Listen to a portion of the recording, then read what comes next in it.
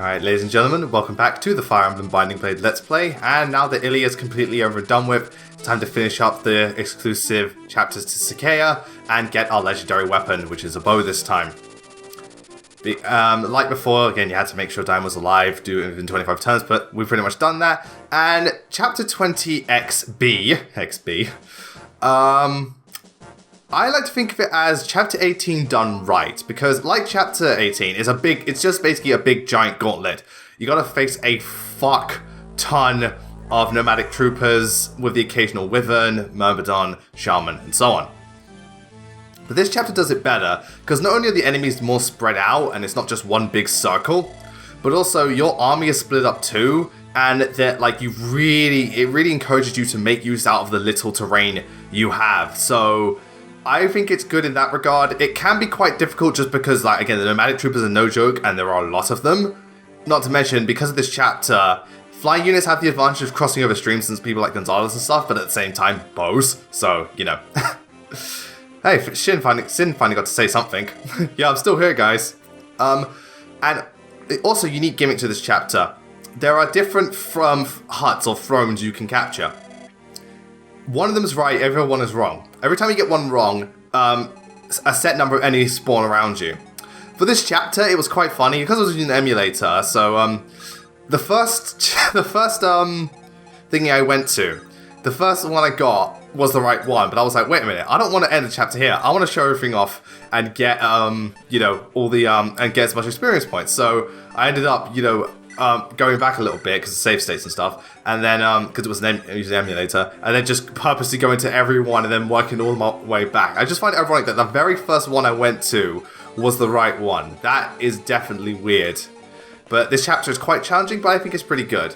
Not my favorite chapter in the Sacae route, but a strong one. But anyway, so as I asked guys yesterday, questions. I got quite a lot, so I should be able to fill up the part with these. So we're going to get started with this Q&A session. So, first question from Mr. Yu-Gi-Oh! 5D.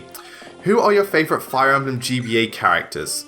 Well, if we're going overall characters and stuff like that, for Binding Blade, obviously is a feel, but then I'd throw, like, Milady and Clarine in there.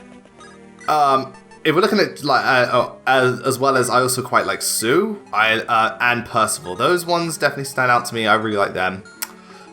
Blazing Swords, Defo, Lyn, and Eliwood. Eliwood I think is a very underrated lord. Lyn is my favorite of the three.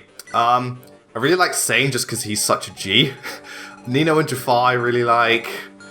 Nagal's cool. He's a very good villain. And as of now, and Hector as well. Everyone likes Hector. Even though out of the lords, I like him the least, only because I don't think he's as interesting as the character. But yeah, he wrecks all kinds of shit. And as far as Sacred Stones go, Erica I really like. Love Gilliam, love Seth, love Joshua. I really like Garcia as well. Is that my favorite warrior? Him and Bast from Shadow Dragon. What else do I really like as Sacred Stones? I like Vanessa too. Tana's very nice. Cormac's awesome. I love Cormac. But off the top of my head, those are the ones that really stick out to me. Lion as well. Really, really good character. Very tragic. But those ones really stick out to me as my favorite. So, favorite GBA characters, those, because I'll be making lists on those later, you'll have more in-depth, I can go more in-depth and then finalize them. So, yeah. Okay, so next question from Nicholas Regrello. Sorry, again, sorry if I mispronounced any of the names. Okay, question. What are your favourite pairings in Fate, and which FE game do you think is easiest to get into the series? Easiest to get into the series? I think the easiest to get into the series is Awakening. Just because I think there's a lot of, like, it's very user-friendly and stuff, and it has, like, there's a lot of stuff that appeals to people, like avatars, pairing up, and just it's a more fast-paced Fire Emblem game. And it gives you a lot of freedom. I don't think it's the best to start with. I think the best are Blazing Sword and Path of Radiance, just because they're quite streamlined, they're very well focused, well designed, they're not too hard, they're not too easy, they have strong stories, they have strong casts, they don't bullshit around. I think they're the two strongest to start with. In fact, I remember Pavis Productions did a video about where to start, and I pretty much agree with what he says, though I do think Awakening isn't the best, only because I think Awakening does kind of spoil people. Same with Sacred Stones. I think those are very good starting ones, but not the best, because Awakening and Sacred Stones, they can kind of spoil players of how easy they are, and some of the other things. I think Path of Radiance and Blazing Sword are the best ones to start with, but I think the easiest to get one into is Awakening. And as for favourite pairings of Fates, okay, number 1 favourite pairing of Fates, no damage at all, without question, Xander and Charlotte. Though I love those two, they are my favourite couple in Fates. They're one of my favourite, like, they're easily in top 5 Fire Emblem couples. I love Xander and Charlotte so much. I just, love that pairing. I love those two, they make such a lovely couple. I love the dialogue and the banter they have, it just works so well. I love those two. Other characters, Abora and Takumi I'm quite a big fan of. I think they're... Ow. Jesus! That 1 HP! Oh boy. Sophia, that's a fucking... Oh, she missed.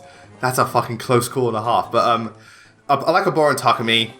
I really like Odin and Selena. I think that was a really good... I think their one is how, like, the callback to Awakening should have been done. I think it was handled very well. Oh shit. Wendy's gone berserk and there's no one to heal her. Now Wendy's after me. I'm suddenly terrified. What was it? Other couples. Trying to think. I actually quite like Mozu and Sabaki, only because I think their support's really well, because Mozu's like the underdog villager and Sabaki's the perfectionist, and I think they work off each other really well. Effie and Benny I really like. I think they're kind of like made for each other. Mind you, I'm going purely based on conversations. I don't care about pairing in terms of stats. Nars and Perry I like because they're like such a weird, like they're a really dark couple, but it kind of works because they're both really, they're both kind of fucked up because Nars is like, he's like lived through so much shit and he's such a like depressing person, and Perry because she's Perry. But I don't know, it's like I said, it's their relationship is like that of watching a Tim Burton film. It's kooky and it's weird, but you can't help but admire it. Other characters I like, Kaze. I ship Kaze with either Kagero or Camilla, but I lean slightly to more Kagero because I just really like their relationship, and I also find it quite funny about how she used to date his brother and now and then it's just like, yeah, now I'm moving in. No, but in all seriousness, I like those, like Kaze I kind of ship with those two, but more leaning towards Kagero. I ship Hanoka with Leo. And I don't really do child shippings. I'm just not huge on child shippings. I wasn't even huge on child... Well, I was more into it in Awakening, but not so much Fates. I don't think anyone else. Nah, that's all that comes to mind right now. Those are my favourite ones. But definitely Charlotte and Xander. Easily best one. Okay. So... From It's Yao Boy 215. Question, how did you take down the Shield Mercenary? He's referring to the Shield Mercenary in Echoes, the one quite early on. From what I remember, I used either Shield Mercenary. That was Arm's path, yeah. I used either Grey or Arm in the trees to tank him, and then just shot the shit out of him with magic. We're using Cliff. And that's how I did it. It wasn't too hard, but it definitely is quite it's definitely quite the step up. So that was how I did it. Okay. Oh shit, he's after Wendy. Run, Lilina. I'm actually so glad Lilina wouldn't retaliate because Wendy would not survive that magical attack.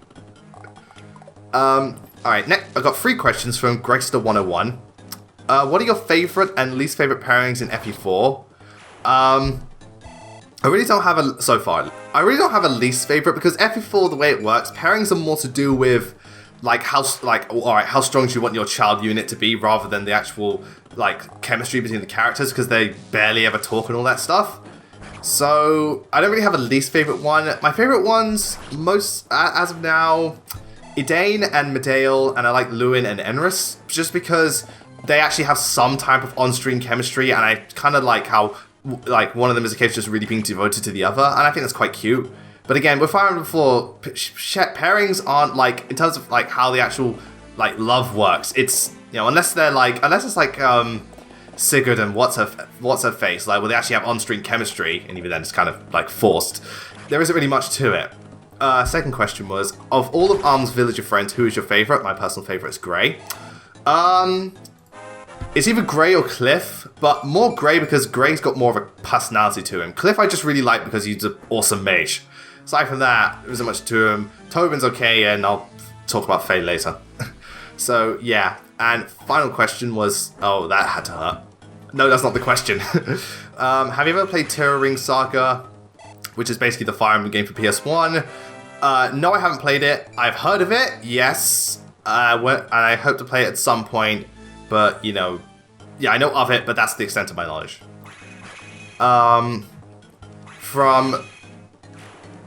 From Life Gamer Let's Plays, alright, this person really wanted to know what my favorite steel type was. My favorite steel type is Aggron. That Pokemon is fucking awesome. I don't care if it's 4 times weak to grounded fighting. It's just such an awesome, badass looking Pokemon with amazing defense, pretty good move pool. Actually, it's amazing early game Pokemon because most of the Pokemon you fight are rock types, normal types, flying types, and bug types. And it's 4 times resistant to all of them. It's one of the few shinies I have. I love Aggron. Aggron is amazing. I actually mentioned it in top 10 Pokemon types. That's one of my earliest videos. That was fun to make. So yeah, that's my favorite steel type. Dracon Master 9. Favorite Sacred Stones character. Again, overall character, probably Lion. I just think he's really well written villain. Very tragic. I just really like him. The story around him is really good. It's, you know... I just think it's overall, like, he's a really well done character. Definitely one of the best in the series. If you're asking for units, probably Gilliam, just because I fucking love Gilliam. He's so awesome. He's one of my favorite knights. I know he's not the best, but he's just one of my favorites because he's really awesome as a unit. And I love his character too. And then, again, I really like his relationship with Serene. So, yeah, favorite Sacred Stones characters. From... Nikitia Akashia. Again, I'm so bad at pronouncing. How did you kill the Draco Zombie on the island? Okay, the Draco Zombie strategy was... I got, can't remember the knight's name in Celica's Path. His name escapes me. I got him to tank the first one that came to me. Because even though the thingies do hit hard, if you've got a knight, you can at least take the hits. So I got him to tank. Then I nuked him with, like, just a crap ton of magic attacks and killed the first one. Second one comes up to me, goes to Grey. Hits him first time, Gray's on really low health, and I'm like, oh shit. But he dodged the second attack, and I was like, oh, thank fuck. And then, you know, I just nuked the magic out of the other one. So, admittedly, it was a lucky save, but that's how I did it. So that's how I beat the Draco Zombie. Okay, next question is from... Oh, no, it's still the same person, just got 3 questions. Okay, who did I give the Horse Slayer to? Claire. Gave the Horse Slayer to Claire because she can travel really far and like over terrain and stuff. Just go in and wreck all kinds of shit, and she's doing so well with the Rider's Bane. That's what it's called in this game. So yeah, she's doing incredibly well with that. And the final question is, how often do I use Mila's turn wheel? Or Mila's turn wheel? It depends on the chapter, really. There have been some chapters I haven't had to use it once. I think the most I've used it is 3 times. But even then, I use it either... If a unit dies, which is rare, it's happened once or twice, because either I get critted or, you know, just something happens. Or in a good couple of cases, witches teleport behind me and nuke one of my my low resistance units. You fucking bitches. But usually I use Miller's turn wheel if, say, I'm gonna line up an attack on a hard enemy, and it's like say, good examples like May missed 2 of her attacks, even though they're like 85%. I'm like, nope, rewind time. What I usually find is, and I attack with a different unit, at least when he's going after that guy. Oh, kicked his ass. So, if I miss like a really good attack that I really wanted to land, I'll go back in time, fight with someone else, and then after that turn, I'll go back and usually the attack will go through. I find that's how it usually works. Like, it missed the first, like, if the RNG didn't work the first time, you know, it will work the second time. So, yeah, that's how often I use it. It varies. Sometimes it can be not much, other times never at all. Okay. Oh, and, oh god. Sorry, this guy's asking a lot of questions. Who is your favorite character in each game? In each game? Well, Shadow Dragon, probably Minerva. Fire Emblem 4, Ira. Yeah, I'm gonna say Ira or Jamek. If that's how you pronounce his name. I don't know if the M is silent, but he's fucking so awesome. Like, He like shin on Takumi quality archer because like he just go like he can because of all his skills and a killer bow he can otherwise attack indefinitely. And Ira because she's just so awesome. Ira's awesome. Fire Emblem 6 probably Milady or if you want to go. I'm not counting. I'm only counting playable characters in this case. Probably Milady or Clarine. Sorry. 7 Lynn. 8. Again, I said like Erica, Gilliam, and Seth. 9, Ike, Jill, Titania. Well, you know, Black Knight's obvious, but he's not playable. Nephany, and I'm trying to think of anyone else I really, really like. Ileana and Zirark. Oh god, he's going after the leader. Ow! Jesus. 10, pretty much exact same situation. You know, Ike, Nephany. More so Nephany more in this one. Nephany definitely, like, favorite unit, I'd say Nephany, Fire Emblem 10, Jill, Fire Emblem 9. Yeah, so pretty much the same as, the other one. Fate, Awakening, Sumia. Sumia, Longku, Tharja, Robin, and Lucina. But definitely Sumia. And Fate, Azora, Xander, Takumi, Ryoma, Camilla, Kaze. Yeah, those ones stand out. Azora's number 1, I already made a video about that. So yeah, those are my favourite characters each game. And then he asked, is there a rock musician named Heath something? Because apparently, like, Hector's a reference to a rock musician. I'm not sure. I'm pretty sure there are rock musicians named Heath, but no ones that stick out in my mind as, like, really, like, iconic. Okay, Crystal Master. What's the worst you ever got RNG screwed in Fire Emblem in regards to level ups? As in, constantly getting lousy level ups. That's easy. Severa in my first playthrough of Conquest. She got the fucking shittest level ups so badly. Like, the most she ever got was like 3 at one time. And even then, she got RNG screwed so fucking bad. I mean, I've used her in other playthroughs, and she's okay. She's definitely, though, lower down for me as far as Conquest units go. I prefer Laszlo as a unit. Though, again, I've got to give them praise. They really improved Severa's character in Fates. Couldn't stand her in Awakening. But, yeah, Severa's definitely the one who got screwed over the most in terms of lousy level ups.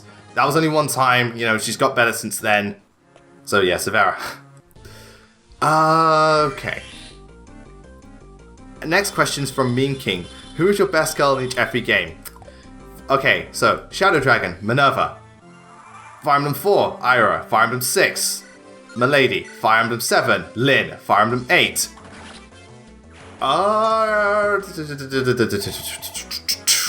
It's either Erica or it's possibly Natasha or Tana if we're going best girl.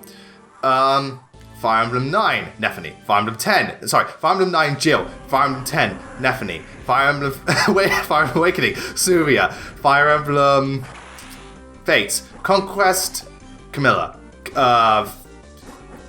Birthright, Kagero. Revelations overall, Azora. That's best girl. Echoes, May. Echoes, May. Oh yeah, we're asking favorite character in each game. Echoes. As for Echoes, May and Saber. But best girl, May. May is Bay. May is so Bay. It's ridiculous. Alright, Ike Assassin. So far, what do you think of the villains in Echoes? I like them. They're not too deep. They're pretty kind of one note, but they have that real evil charm. Wendy's recovered. They have that real evil charm to them, where it's like you love to hate them, and they're really entertaining. And some of them do have some interesting parts. Like, I know, like, the best type of villains are usually the ones that are most interesting, like Zephyr, Lion, and the Black Knight and Sephiroth. But sometimes a villain doesn't necessarily have to be interesting. They can just be you just really love to hate them because of how evil they are. Good examples like the people in Echoes, Patrine, Narcian as well. They're not the most interesting characters, but you just love them for how evil they are. And that's pretty much how it goes with these lot. So, very entertaining. That's like one of the biggest problems with Fate films. Not only were they not interesting, you didn't love to hate them. You just hated them because they sucked. Okay. Okay. Next question is from Andy Roy. How do you like the soundtrack to the game in regards to Echoes? Pretty much what I said in that part before came true. The soundtrack is, like, it has some really standout and good pieces, but it suffers Radiant Dawn thing where they kind of blend into one each other, and there aren't that many pieces I, like, remember. Like, the soundtrack as a whole I don't remember. It's only specific parts. It's not like other games like Path of Radiance, Fates, where I remember the entire soundtrack because of it's so varied and every piece was very different. The Echoes is a case of, it's very grand and epic, but some of the tracks do kind of feel the same, and they kind of, like, some of them are forgettable. Good soundtrack overall, definitely a strong one, not one of my favorites though. So good soundtrack, not the best. I know people do love the soundtrack, and I think it's because how epic some of these pieces are. Okay. And also, do I like or hate how the long-range archers are, and do you think it has a strategy? I like them because of the type of game Echoes is. Because Echoes, like, the classes are a lot more limited, archers need that to make them more valuable. If all they could do was shoot at like just one to two range, or just two range, they'd be absolutely terrible because, you know, mages can do that and better, whereas archers can hit from a ridiculous distance away. So I think it's really good, and I think it's a good mechanic. Especially because half the time though, archers, they don't tend to, like, though they can hit, they don't have the greatest hit chance, like both your units and the enemies. And yeah, I don't think it's anything broken. I just, I think it does add to strategy, but I think it works just because it's Echoes. Like, if it was other Fire Emblem games, like, just, like, could you imagine, like, if, say, like, Radiant Dawn, Shion had that ability, I'd be like, fucking hell, that's OP as shit. I know he can shoot from 3 range, but archers have, like, 4 to 5 range, so, you know, that type of thing. So, I think it works for Echoes. I think it is cool, because of the type of game it is. Okay. From Malik Perry, this one's an interesting one. I think it worded it incorrectly. What animation Radiant Dawn have that Echoes don't? I think it was referring to, because I was saying that Echoes had really good animations, but they're not Radiant Dawn quality yet. So I think it's saying, I think the person's saying, like, what does Radiant Dawn have that's better than Echoes? Radiant Dawn's ones that they're like the skill ones. When you're a 3rd tier class, they're so flashy and they look so powerful. Like, the Echoes ones are cool, but they're quite quick and over and done with, and they're not super flashy. They just have really fluid movements, and they feel very natural, which I think helps add to it. Ouch. But with, like, Lancers and Impale and stuff, they, like, twist the spear around, and then, like, stab you many times, then Shoryuken you with it. And, like, Warriors and wherever it is, they spin the thing around when Colossus jump up and slam down on you. And, like, Wyverns and Pegasus Knights, they do, like, a massive backflip and then just, like, slice you. That's, like, the type of animations that makes Radiant Dawn so good. They're really over the top and flashy, and it's awesome. Okay, next question is from Logan Billadu, something like that. If you were to order the Fire Emblem games playable in the West from easiest to hardest, what order would they be? And the same list, and the second one is, and the same list, but with every FE game you've ever played. Okay, so from easiest to hardest, I still think the easiest to this day is Sacred Stones. I know some people say Awakening is easier. I don't agree. I think Awakening is only easy if you do stuff like grind or reclass a lot. If you just play through it normally, I actually think Awakening is relatively challenging. I know that's kind of weird, but that's just how it goes. Sacred Stones I find is easy because not only can you grind, but just generally, the enemies aren't very difficult. You've got more than enough powerful units. I mean, the only real chapter that's hard is Chapter 6, but even then after that, you know, it's pretty much clean sailing. I've just found Sacred Stones a really easy farming game. Then it would be Birthright. Birthright has 1 or 2 moments in the early game where it challenges you, like the one with all those, the chapter with like all the ninjas and the spikes coming up from the ground. That one's kind of challenging, but aside from that, the rest of it's pretty easy, especially because once you get like Ryoma and Takumi, the game just kind of bends backwards for you and you just kind of screw it over. After that, I'd say Awakening. Again, Awakening does have, especially in the earlier game, it has some... Because Awakening's main problem with difficulty is because it's so unbalanced. Oh yeah, I forgot to talk about the support. This one's interesting because, you know, Deke's like the only one who can really rival Rutger, and Rutger needs to just like, you know, not take out his anger, so to say, but just like spar with someone, and he's like, he has a weird way of going about things. But anyway, yeah, so, yeah, Awakening can either be really easy or rather difficult, all depends why...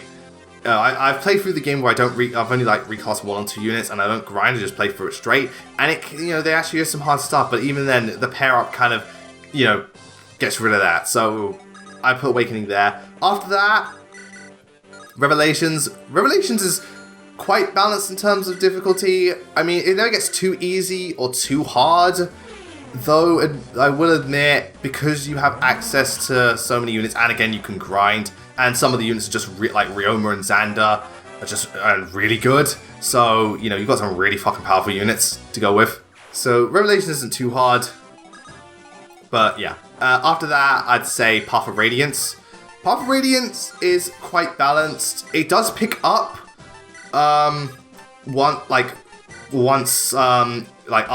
during Blood Runs Red and so on. Especially the chapter with all the Raven Lagoons. That one's quite challenging because they're powerful enemies. But also, once Ike promotes and the rest of the team promotes, it gets pretty easy, I won't lie. But the first half of that game I think is very well balanced in terms of difficulty. After that, I'm going with Fire Emblem 7. That one's just overall really balanced. It's never too hard, it's never too easy. I think it's just overall really good to start to finish. Then I'll say Fire Emblem 4. Fire Emblem 4 has hard moments, but they are, the game is overall challenging, but not too hard. It's more to do with, they just throw a shit ton of enemies at you. But, the game definitely has challenging parts, and definitely because some of the skills certain bosses have, it can be quite hard. But if you know what you're doing, it should be relatively fine. Then I'd say Binding Blade. Binding Blade's hard more for bullshit reasons rather than actual, legit challenge. Some of the chapters are legit hard. Like Chapter 7, that was a hard chapter, but it was fair hard. The other ones, it's just hard for the wrong reasons, I find. But Binding Blade, it's never, I don't think it ever gets too easy, for the most part. Aside from some of the Ilya route was pretty easy, but overall I think Binding Blade is a little bit harder, but even then it's usually for reasons that are kind of silly. And then I'd say Conquest. Conquest is hard, just straight up hard, but it's hard throughout. It will challenge you and it will kick your ass. Oh yeah, forgot to mention, I'd say put Echoes between 7 and 4. Echoes is overall just really well balanced in terms of difficulty. It's a little bit harder than 7, but again, it's never bullshit. So then Conquest. Conquest is definitely hard. It will always challenge you. It will never get easy. But it's, at the very least, it's fair hard throughout the entire adventure. Radiant Dawn is the hardest because the first part 1 just stacks so much against you. It's a linear game. Your units are underleveled. The enemies are strong. You don't really have time to, spend babying people. The game kind of forces you just to use the good people unless you're one of those players who can really, really, really, really spend the time to just boss abuse people. Aside from that, Radiant Dawn is definitely the hardest. Part 2 is not too hard. It's just that your units are limited even though they're really good, but they just throw so many fucking enemies at you. Part 3 onwards it gets fine. But Radiant Dawn I find to be the hardest. So that's how I'd stack them overall. In terms of the just Western ones, Sacred Stones, Birthright, Awakening, Revelations, Path of Radiance, 7, Conquest, Radiant Dawn. Yeah, so that's how and Echoes between 7 and Conquest. Oh, and I forgot Shadow Dragon. Shadow Dragon, I'd put before Revelations, after Awakening. Shadow Dragon's just it's not too hard. Has maybe one Zoom moments, but never anything, too hard. Overall, quite balanced, actually. But again, once the units start promoting, real easy. Okay, and next question is from Big Evil Shark. What are my feelings towards Bakut and Venand? Bakut certainly seems like the most interesting of the villains. He just has that presence to him where you really just admire and respect the guy.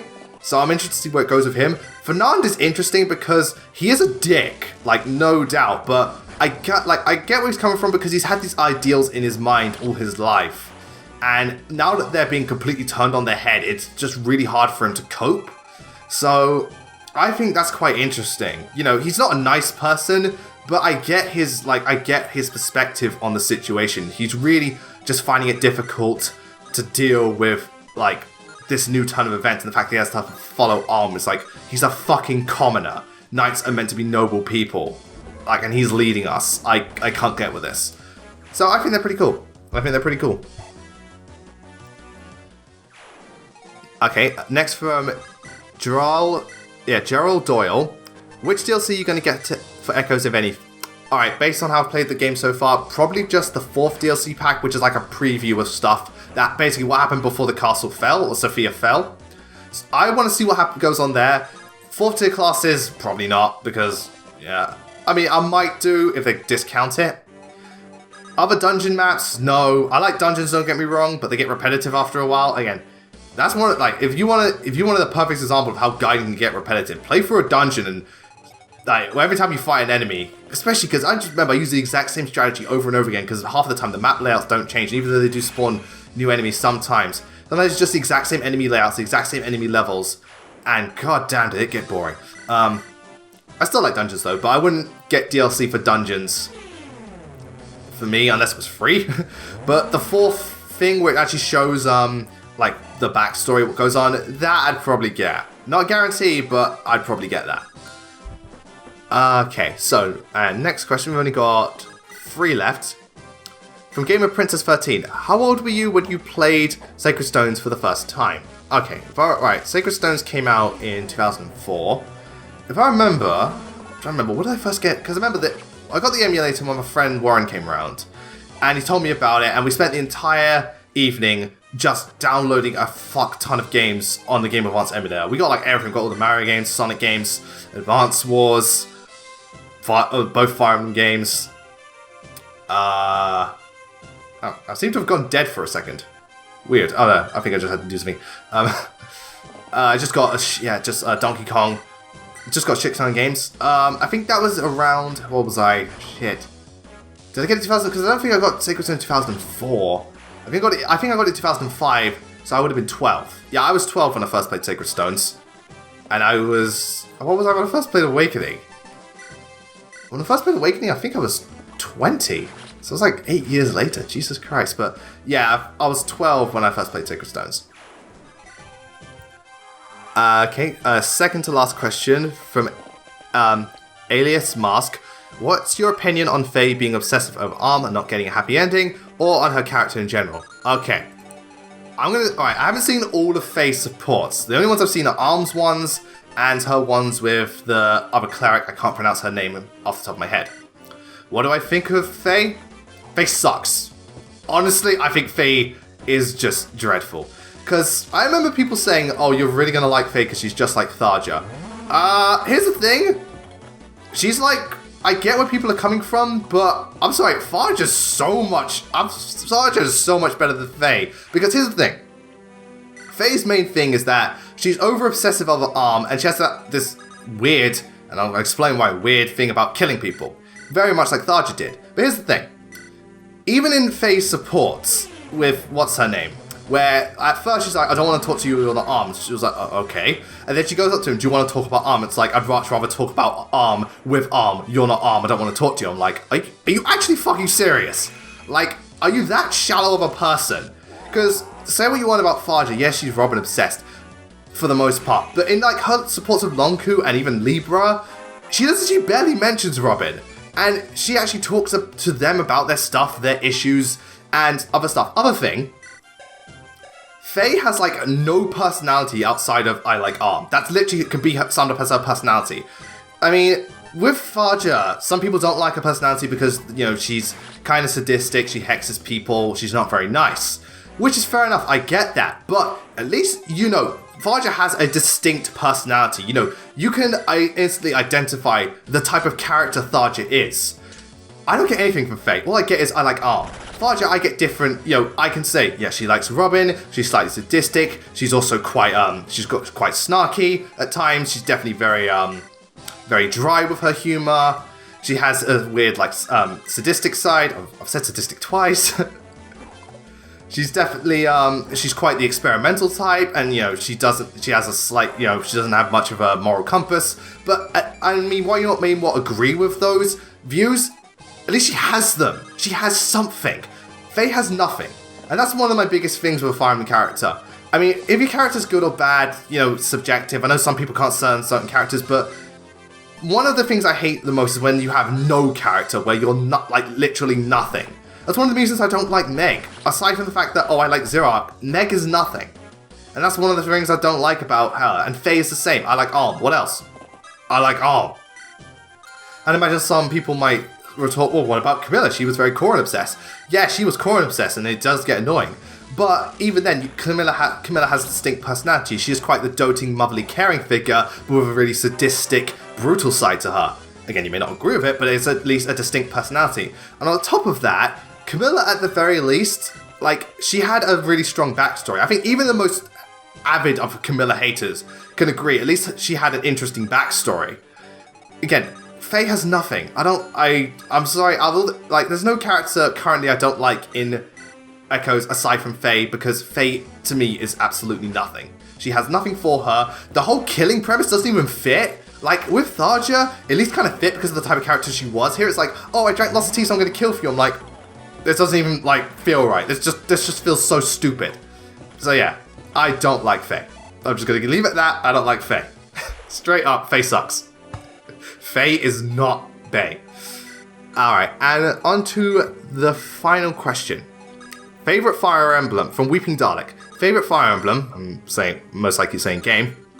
If Fates, which path? Okay, favorite Fire Emblem game. Blazing Sword. Blazing Sword is my favorite, closely followed by Path of Radiance, because Blazing Sword just does everything so well. There's no bullshit to the game. I think it handles, like, the characters, not the best cast, but they're really, really strong.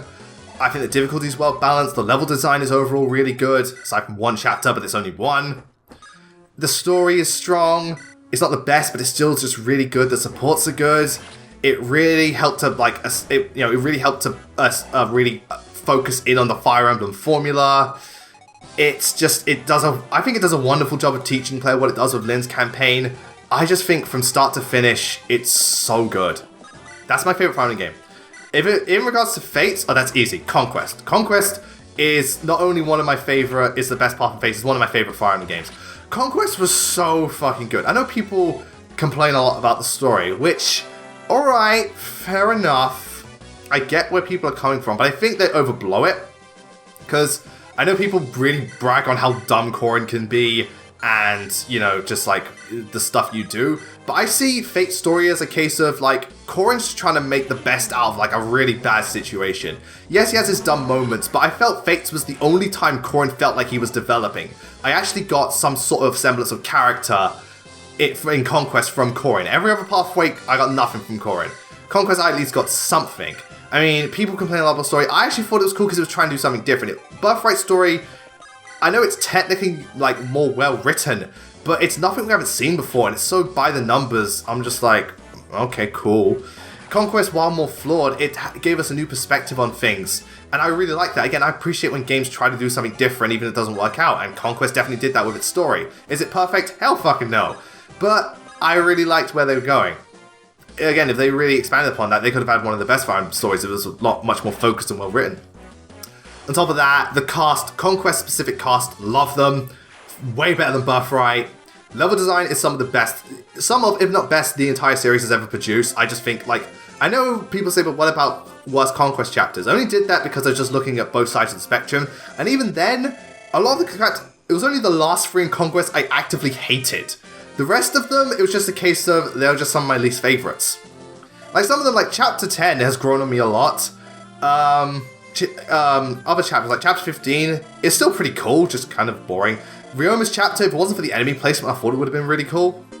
But, I think level design as a whole, Conquest, like, not only was it challenging, but they had gimmicks, but they never overshadowed stuff. They were just, like, they added to things. Like, again, I love Chapter 12, I love Chapter 8, just, like, all that stuff. Some really good stuff. And even Chapter 17, while it was annoying, I like the concept they had. I just think they went nuts with the ninjas.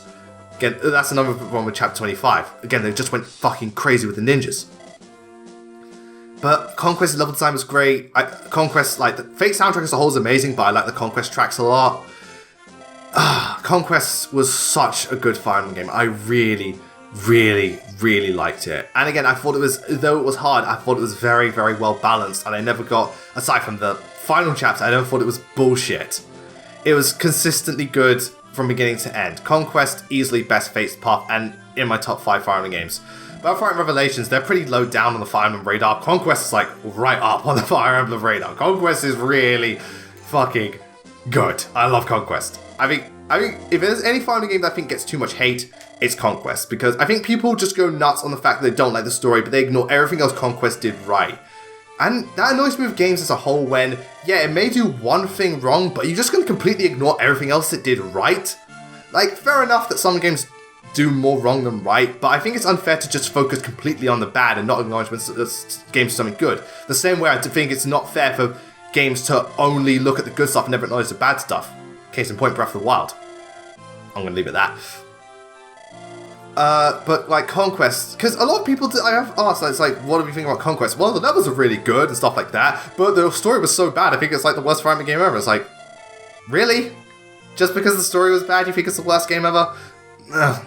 People are like that. It's like with Other M, it's like, yeah, the story sucks, and there are some design choices that are poor, but the game does a lot right. Are you just going to completely ignore that? And the worst case ever, Smash Bros. Brawl. Oh god, don't get me started on that.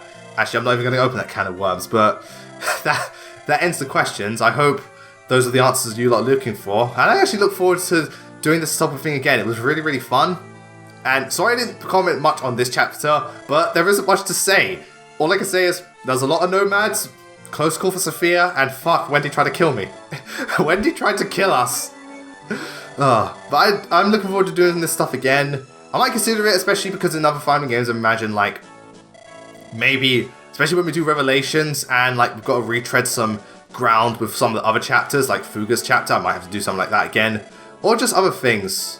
Like, I don't know specifically, but especially for the 30,000 subscriber special, I look forward to doing a big Q&A session face-to-face time. So, anyway, thank you all very much for joining me. Thank you for sending the questions my way. But when we next meet, it's time to finally take the fight to Burn in Chapter 21, and it's gonna be one hell of a fight. But until then, thank you all very much for joining me. See you later.